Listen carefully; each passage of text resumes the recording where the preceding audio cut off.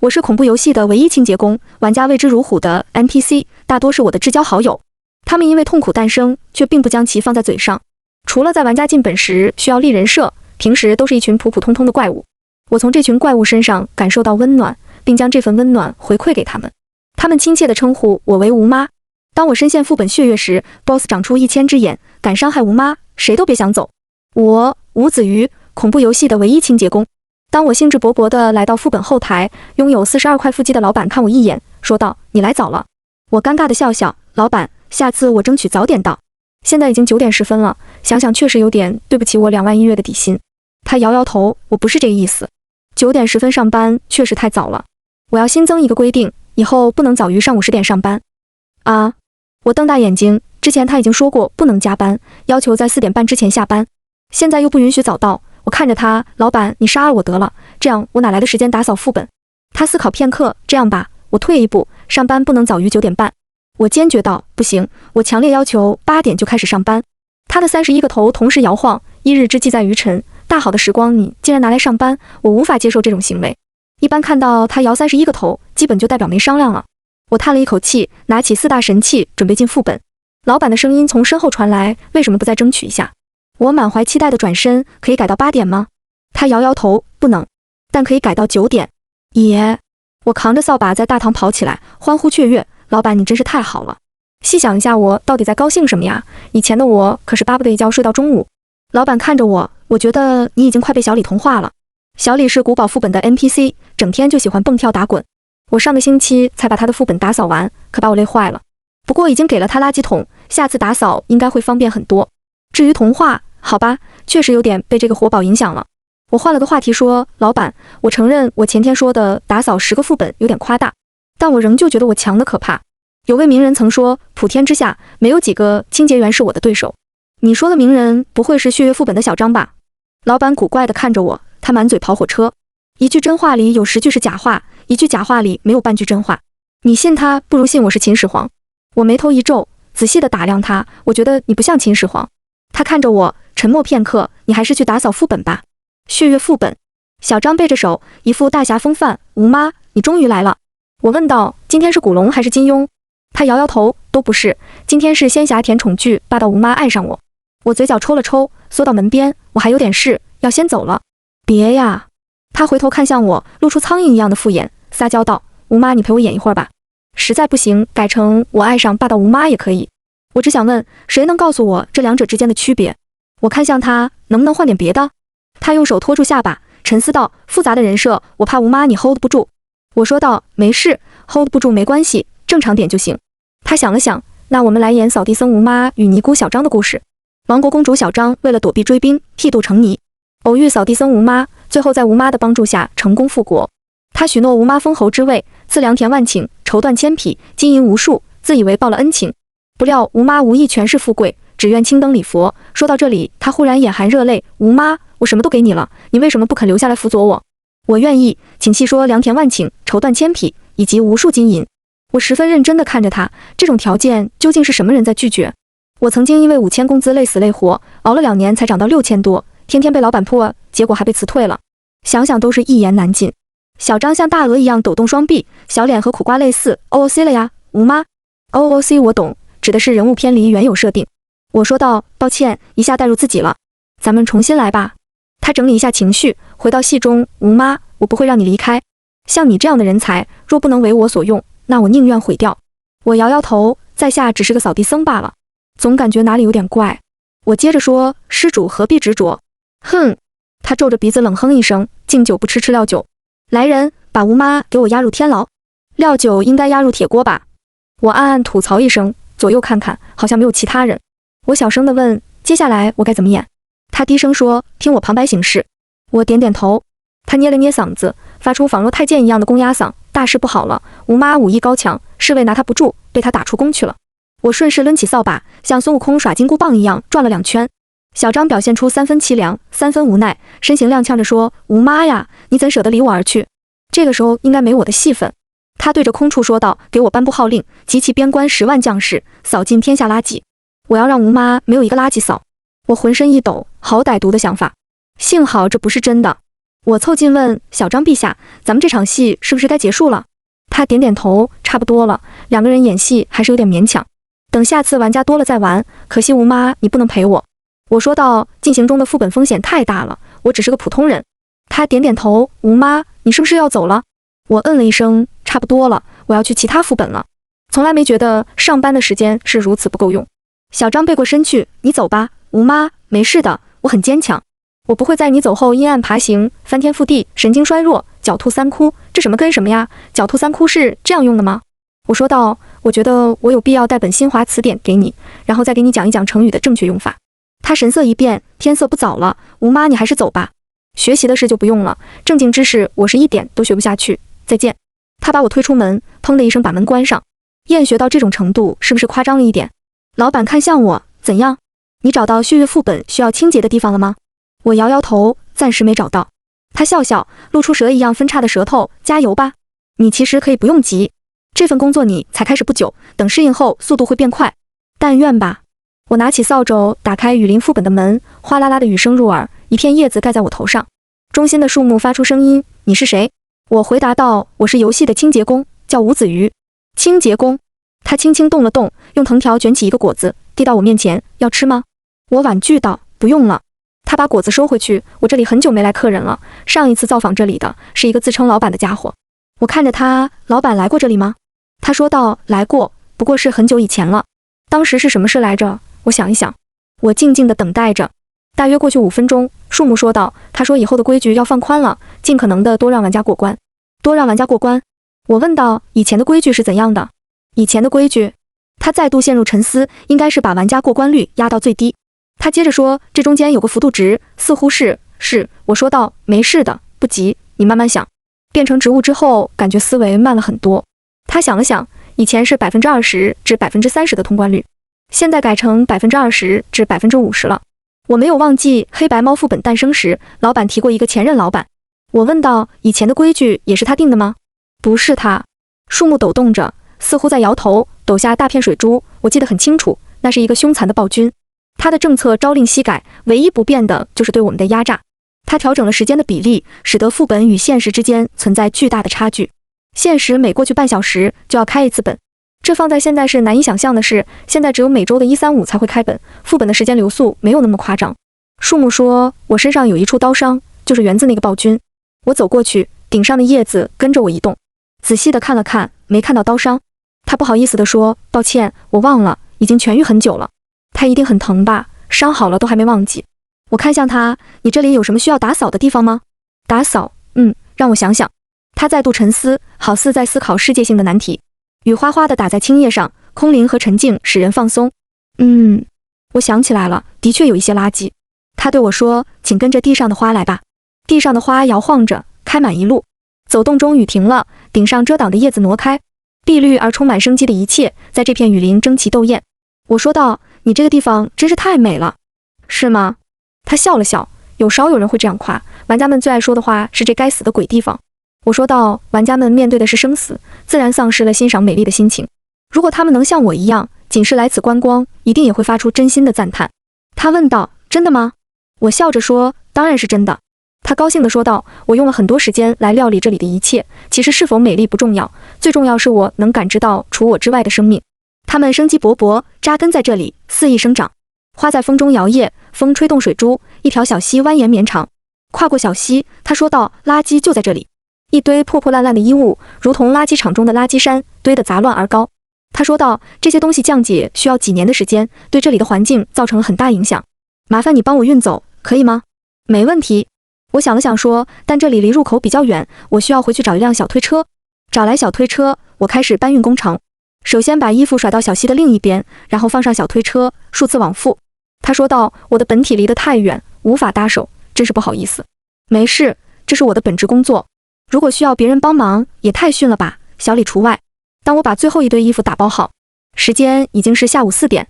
树木说道，今天一天真是辛苦你了。他垂下一片大叶子，如同蒲扇一样给我扇着风，希望还能见到你。我擦擦额头的汗水，笑道，只要我不从这里离职，我们就能经常见面。他说，那真是太好了，我特别喜欢和你聊天。请你放心，我会记住你的名字，是叫刘条鱼吧？我看着他，这个记忆力是不是过于差了？我不厌其烦地说：“我叫吴子瑜。”他道歉道：“真是不好意思，这次我记住了，下次见面一定不会叫错。”没事，下次见。我挥挥手，拉着小推车跨出副本，心里暗想，希望下次见面我的名字不会是乌鱼或者吴鱼子。老板看着我，不错嘛，居然在1天内就打扫完了。我说道：“那当然，天下可没有几个像我这么强的清洁工。”老板，选到我你赚妈了。他笑笑，这证明我的眼光不错。时间不早了，快些下班吧。我看着他仅有的一只眼睛，说道：“老板，我有一个问题想问。”他离开办公桌，看向我，说：“给我听吧，看我能不能在有限的时间里解答你的疑惑。”我问道：“你为什么希望玩家多通关呢？”在我的印象里，玩家多通过似乎对他没好处。他说道：“你知道玩家是怎么来的吗？”我摇摇头，不知道。每个成为玩家的人都填过一份许愿清单，在这份清单上有他们想要达成的事。譬如，他看着我说道：“复活亲人。”我心脏猛地一跳，问道：“真的能达成吗？”他好似看穿了我的心思，说道：“你已经不可能了。没有人能既当选手又当裁判，这对谁都不公平。”没有管我起起伏伏的心情，他说道：“根据愿望难度不同，每个人要过的副本数量也不同。如果只是想吃顿饱饭，只需要过1个副本；如果想要世界和平，可能需要过10000个副本。”我问道：“放玩家过关和玩家的来历有什么关系呢？”他说：“似乎扯远了，说回正题。玩家的灵魂是一种资源，他们为了实现自己的愿望来到这里，生死自负，落子无悔。但我并不需要太多灵魂，或者说已经足够了。无止境的欲望是毒药，我愿意给他们一个宽松的赛道，能不能实现愿望，全靠他们自己。”他看着我说道：“问题的答案告诉你了，该下班了。”他轻轻拍手，周边的空间变换，我已经脱离了副本后台。我拿出手机看时间，16点30分，真是严格打表。不过老板的最后一句话也点醒了我，我能在这里当上清洁工已经很幸运了，不应该再去想那些有的没的。真的成为玩家，我也不觉得自己能活到完成愿望的一刻。虽然现在和这些 NPC 相处得很好，但我知道这有个前提，我和他们处在同一阵营。对待玩家，他们绝不会心慈手软。吴子瑜呀，吴子瑜，坦然面对生命的离去吧，这是必经之路。次日，猫咪副本前，我敲响了副本的门。黑猫看着我：“牛肉带了吗？”我说道：“带了，不过东西不是白拿的。”他眼睛动了动，警惕地问：“果然，天下没有免费的午餐。你想要什么？”我说道：“我想要你对我说声谢谢。”他愣住了，就这么简单？做一个有礼貌的小猫可不是简单的事情。我给你买了东西，你就应该对我表示感谢。我把东西递给他：“你不说，我下次就不会买了。”他看着我，真诚地说道：“谢谢，也欢迎你到我们副本来玩。”白猫从另一侧冒出一个头，喵喵。我伸手去摸白猫的头，白猫蹭了蹭我的掌心，似乎很舒服的样子。当我伸手去摸黑猫时，黑猫避开：“别摸我。”好吧。我稍微有些失望，随即问道：“你们副本有没有需要打扫的地方？”他摇摇头：“没有，有需要我会让小白找你。”白猫点点头，喵了一声。它拥有穿透副本的天赋，是一只不得了的猫，可惜就是不会说话。看了看冷酷的小黑，我问道：“下次还有想吃的东西吗？”黑猫碧绿的眼睛闪过光：“麻烦下次带一些小鱼干，谢谢。”我要香辣味，它要普通的。我笑了笑：“好的，没问题。”我敲响血月副本的门，一个低沉诡异的声音传来：“欢迎来到吴妈规则怪谈。规则1：拿扫帚、拖把、簸箕、抹布的人是吴妈，拿新华词典的人不是吴妈，请不要给不是吴妈的人开门。规则2：吴妈是可以信任的，但她说起知识时，请远离她，不要靠近，此时的吴妈相当危险。规则3：我敲敲门，打断她的话：“放心，我没带词典。”小张的语调瞬间一变，变得十分谄媚：“真的吗？吴妈里面请，我来为你带路。VIP 贵宾一位，雅坚上座。”这也是个活宝啊！我想起我第一次进入血月副本，小张坐在屋顶上望着天，十分无聊地晃动四肢。“你好。”我远远地向他打招呼：“我是游戏的清洁工，可以告诉我副本需要清洁的地方吗？”他的长发飘扬着，看我一眼，像海贼王中的罗杰一样说道：“想要我的垃圾吗？想要的话就去找吧。”我把所有的垃圾都藏在村里。我进村子找了整整1天都没有找到。当我回到村口时，他意外地看着我：“你居然还在？之前的话是我骗你的。”我深呼吸2口，暗暗告诉自己要控制好情绪，不能因为被耍了就生气。副本里的 NPC 千奇百怪，偶尔遇到一个恶趣味也是正常的事。我以后要遇到的麻烦说不定还多着呢，一定要平心静气。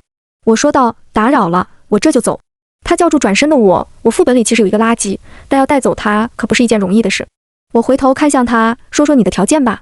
他看着我说道：“陪我演戏。”于是我陪他演了小张微服私访记机器人小张除3害。在这个过程中，他的本性暴露无遗。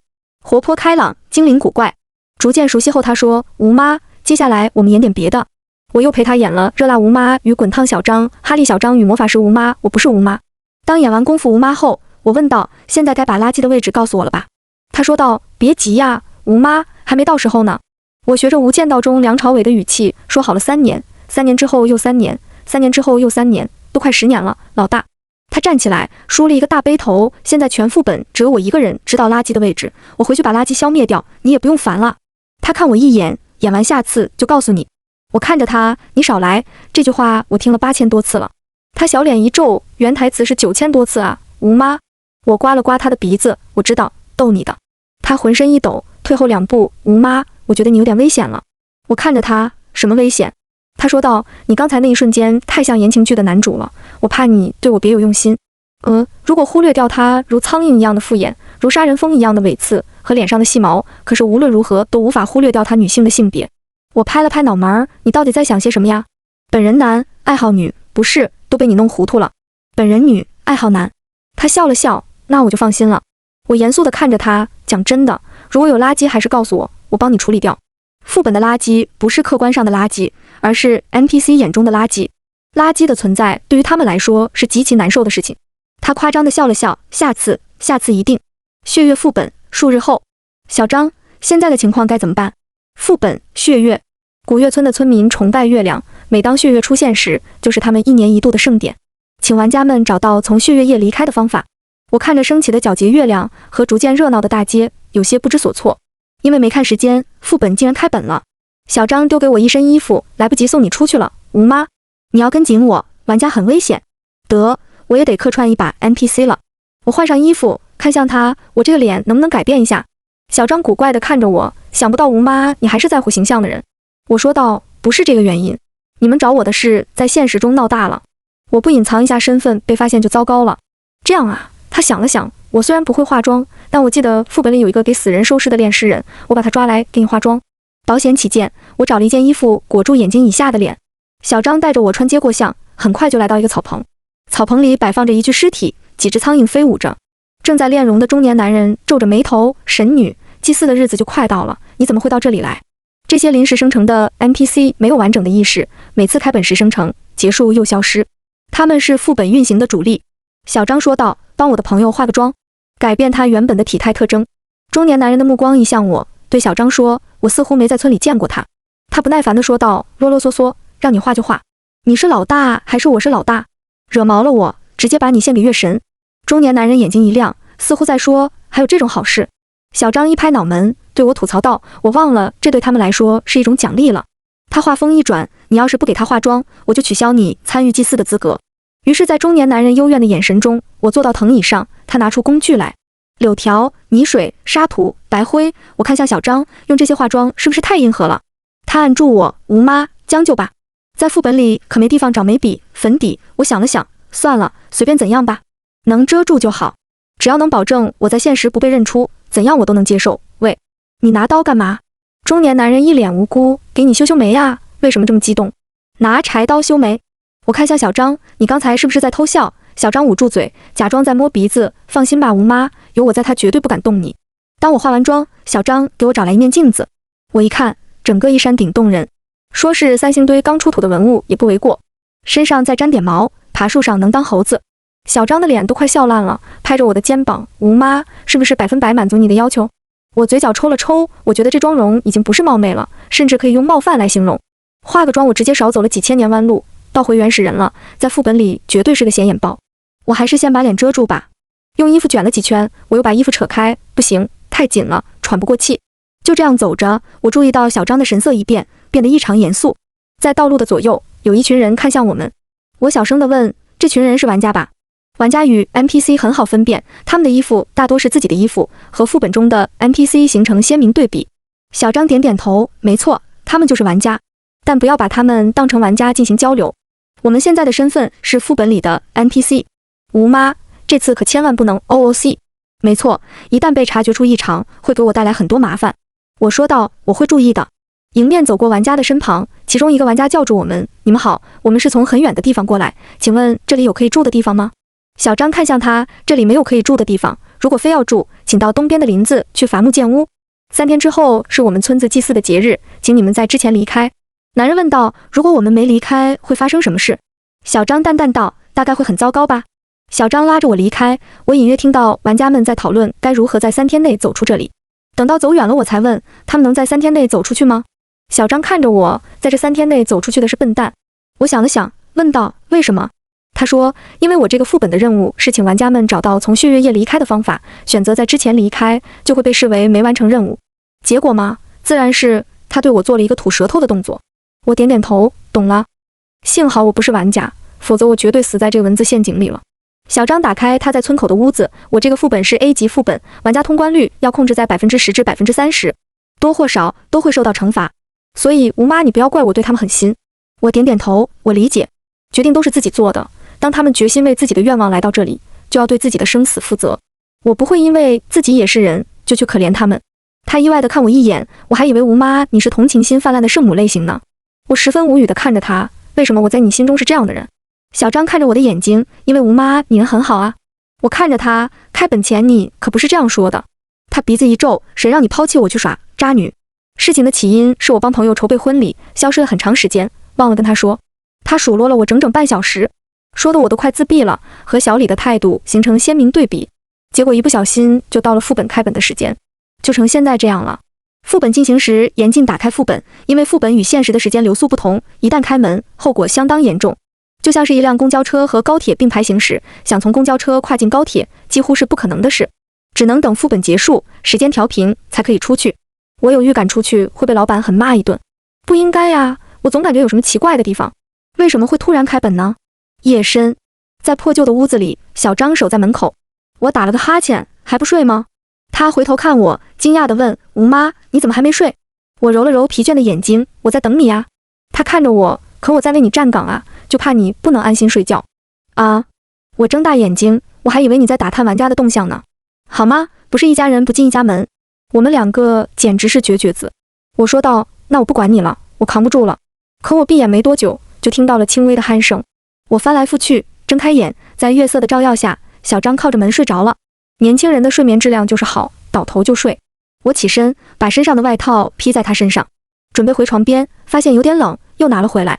暗想到吴妈身体素质差，想支援你也没办法，有心无力，还是保住自己的狗命最重要。最后想了想，我靠在他身边，这样2个都能暖和一点。上午，小张的声音传来：太阳晒屁股了，吴妈快起床。我迷迷糊糊地说：我又不在床上。说完才发现我确实在床上。我拍拍脑袋，难道我昨晚失忆了？我也没有梦游症啊，怎么上来的？小张说道：吴妈，你该减肥了，死沉死沉的，费了我好大劲才把你搬上来。我看着他，张开嘴。他说：矫情的话就先别说，这群玩家已经了解到我身为祭祀神女的消息了，估计很快就会来重点关注我们。吴妈，你要时刻小心。我点点头，深切地感觉到当 boss 也不是容易的事，要不断地和玩家斗智斗勇。也对，如果 boss 看谁不顺眼就弄死谁，那这个游戏就没法玩了。日上三竿，不远处果然多了一些玩家，他们假装聊天，目光一直往这里看。我问道：接下来咱们该做些什么？小张笑了笑，出门到处逛逛，去几个与剧情无关的地方，让他们摸不着头脑。在平原上，小张放养木马，在集市中，他带我采购东西。跟着我们的玩家换了一个又一个，每过一段路就会换人，不像电视剧中一个人跟到底的傻子跟踪法。我们若是副本生成的 NPC， 绝对无法发现端倪。小张看了看，时候差不多了，咱们去一趟神庙。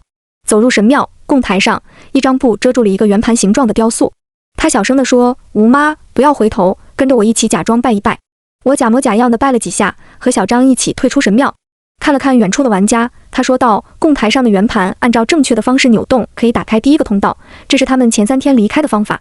一旦血月到来，这个通道就会变成异化玩家的诡异。我回头看了一眼，所以这是一个彻头彻尾的陷阱。他点点头，没错。我浑身一抖，你确定能保证10%至30%的通关率？我怎么感觉换我已经死800遍了？小张看着我，吴妈，请不要用你的智商和玩家做对比，他们上当受骗的次数比你吃过的海底捞还多。有被侮辱到，不管是智商还是海底捞。我看着高高升起的月亮问道：我们接下来呢？该做什么？小张走在前面，当然是睡觉啦。夜深时他问道：吴妈，你知道苍蝇看到的世界是什么样的吗？苍蝇看到的世界？我摇摇头，不知道。他躺在床上，透过天窗望着天上皎洁的月亮。我以前也不知道，直到我变成怪物才发现，苍蝇的世界是很模糊的，就像把世界裁剪成一个一个的拼图，然后在上面打上马赛克一样。他扭头看着我，吴妈，你知道吗？我根本无法看清你的长相。当你进本后，我突然很害怕，我害怕一个转身就把你弄丢了。我根本无法像以前那样轻松的嬉闹，玩家真的比你想的更可怕，只要能过关，他们能做出任何事。我握住他的手，别怕，吴妈能保护自己。他的不安和焦虑通过颤动传来，他欲言又止，随后说道，睡吧，吴妈，会好起来的，还有一天就是血月夜，很快就过去了。这一夜我没有睡着，也没有听见鼾声。血月夜，黑暗的天空一片血红，在平原上咚咚的鼓声响起，七彩的碎帆布被风吹得乱响，小张的脸上肃穆，衣着庄严而诡谲。他说道，吴妈，我要登上神坛主持了，你千万小心，有事要向我呼救。我点点头，目送他一步一步走上神坛。敲锣的人大喊，神女登台，祭祀开始。呜呜的号角声如同古老存在的啼哭，村中众人集体跪服。我按照小张的指示同样跪下，起来时却发现周边的场景一变。这种感觉我很熟悉，因为上下班就是这种感觉。老板，我抬头看去，却只看到几张陌生的面孔，是玩家。打着鼻环的女人说道，什么老板？在这个副本里有这种设定。瘦干的高个说道，别在乎这种细节，咱们用了一个高级道具，是为了问出口的。壮如牛的汉子看向我，告诉我们血月夜的出口，我们放你出去。我心头一凛，有些慌张，我不知道你们在说什么。不知道。他拿出一把半人高的砍刀，你整天与神女同吃同住，不可能不知道出口的位置。你要是不说，我们只有杀了你。我第一次感受到玩家的可怕，但小张现在根本不在附近，我甚至无法确认我的位置。鼻环女人盯着我，别指望有人能救你，快点说，对大家都好。我脱口而出，出口在神庙。你他妈当我傻呀？壮汉在我耳边吼了一声，我要的是血月夜的出口。瘦高个走过来，从身上拿出一套刀具，其中有大有小，有带槽的，有带钩的。他说，还是让我来吧，一旦祭祀结束，被 BOSS 找过来就麻烦了。他取出一把小刀，先割他一个耳朵，看他还硬不硬。我面露惊恐，不要。我说，出口在神女的草屋里。他们对视一眼，走，带上他，我们去找。他们在我身上套上一个麻袋，用麻布塞住我的嘴，用麻绳绑住我的手。我冷汗淋漓，我哪里知道出口，只是为了拖延时间胡诌的。现在被他们这样一搞，恐怕小张根本无法发现我。完了，完蛋了。到了地方，他们扯开麻袋，把刀架在我脖子上，在草屋的哪里？我说道，在床底，同时眼睛不自觉地外瞟。别搞小动作。瘦高个的刀口向我近1分，刺出一点血迹。我感觉心跳都快了很多。看到壮汉掀开床，我暗想，难道真要死在这里？老板会把我的工资打到卡上吧？我妈知道我的银行卡密码，应该没什么问题吧？我在这里死，应该不会留下尸体吧？我失踪，他们会很担心吧？小李的垃圾再也没人处理了，他不会哭吧？在短短的一瞬，我想了很多。床被掀开，地面十分平坦。壮汉和瘦高个对视一眼。你不老实啊！瘦高个对着我耳朵挥刀。我眼睛下意识地闭上，听到破空声，敢伤害吴妈，谁都别想走。小张的身上长出1000只眼睛，像是克系神话中走出的怪物，整个轰击在草屋上。草屋破出一个洞，他落到我身旁，接住了瘦高个挥下的刀。3个玩家同时闭眼。壮汉说道，别看他，与他对视会发生异化。鼻环女人说，现在这种情况分头跑吧，闭着眼睛的情况我们无法进行拉扯。瘦高个说道，好。几乎是一瞬，3人就冲出了草屋。